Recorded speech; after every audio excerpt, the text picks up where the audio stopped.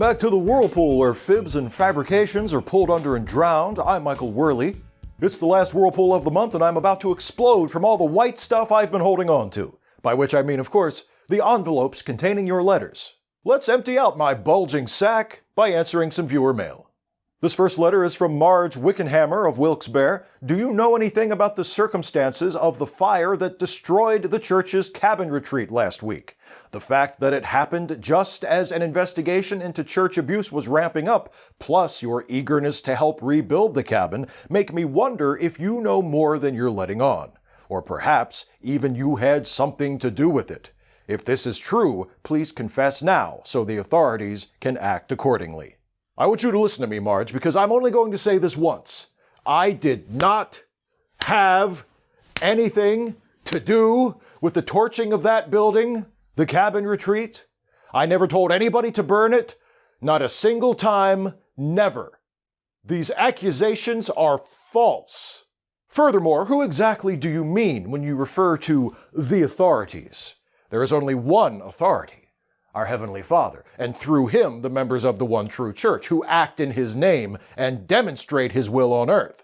This is why I believe the fire was likely caused by a lightning strike, an act of God, if you will, to eliminate the location your false authorities were focused on, freeing them and us from this disgraceful assault on our church. And yet it hasn't worked, as the FBI is still investigating. I don't know who they think they are, but they should know that God's patience, while infinite, is limited, and they risk His divine wrath by continuing to harass our innocent and blameless organization. Next, this one is from Donna Fargelbergel of Nanticoke. Why are you putting your neck on the line and spending so much time and effort trying to protect the one true church when it's obviously run by corrupt sex criminals? Unless you're planning on putting the cash you raise from that Get Wood for Jesus campaign in your pocket, which wouldn't surprise me. That how they teach you to start a conversation in Nanticoke? With insults and false accusations? For your information, the One True Church is not run by corrupt sex criminals. It's run by Catholic bishops. And the name of the campaign is Get Wood for Christ, not Get Wood for Jesus. So that's two things you're wrong about. And I'm putting my neck on the line because the One True Church is where our Heavenly Father's holy work is done. And God will reward those who do His holy work with a mansion in paradise. And guess who isn't getting the security code for the front gate of my mansion, Donna? I'll give you a few hints. She writes letters to me for this segment. She's a jerk.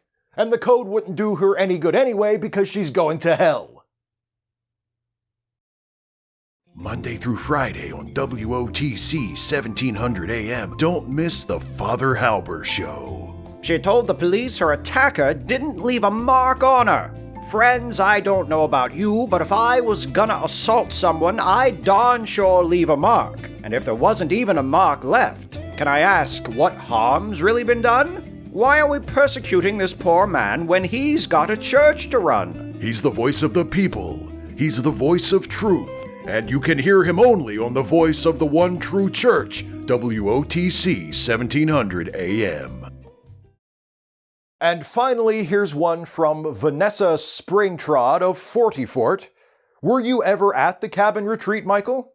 Other than when you burned it down, I mean. For your information, Vanessa, I've never been to the cabin retreat, including when I burned it down, because I didn't do that either. How do you know anyone burned it down, Vanessa? For all I know, it was an electrical fire caused by faulty wiring. I don't know if the wiring was faulty. I've never been there, but it was an old cabin, so I'm told. Again, never been there, so it sounds plausible to me.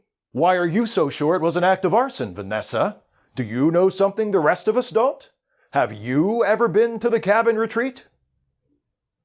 I'll tell you this, if someone did burn the cabin down and I found out who it was, I would protect that obstructor of unjust justice just as surely as if he were my own brother, who is one of the few senior church officials not implicated by the investigation thus far, of course.